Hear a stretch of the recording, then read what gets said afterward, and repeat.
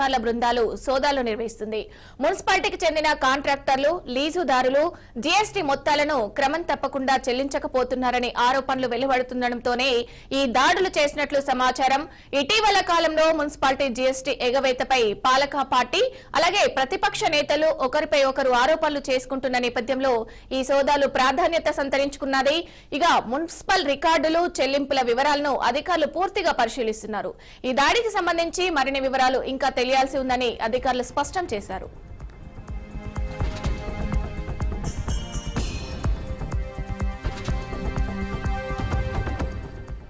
ఇక ఇదే అంశానికి సంబంధించి మరింత సమాచారం మా ప్రతినిధి కృష్ణ అందిస్తారు. కృష్ణ, చెప్పండి. హలో, చెప్పండి కృష్ణ.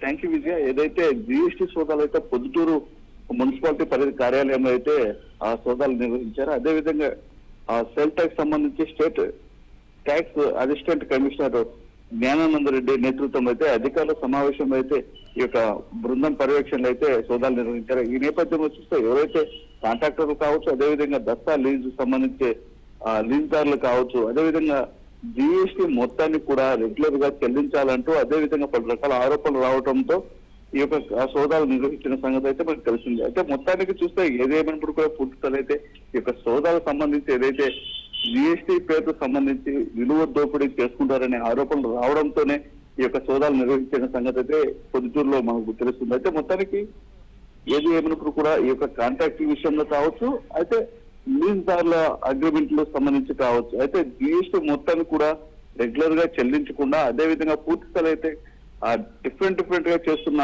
ఆరోపణలు వస్తున్నాయనే కారణంతోనే ఈరోజు పూర్తిస్థాయి అయితే పొద్దుటూరులోని కమిషనర్ జ్ఞానానంద రెడ్డి ఆధ్వర్యంలో అయితే ఈరోజు సోదాలు నిర్వహించిన పరిస్థితి అయితే మనకు కనిపిస్తుంది. ఈ విద్య అయితే మొత్తానికి ఏది ఏమైనా కూడా పూర్తిస్థాయి అయితే పొద్దుటూరు మున్సిపాలిటీ కార్యాలయంలో అవినీతి విలయతాళం ఆడుతుందని కూడా పూర్తిగా అయితే పలు రకాల ఆరోపణలు వినిపిస్తున్న పరిస్థితి అయితే మనకు కనిపిస్తుంది. విద్య.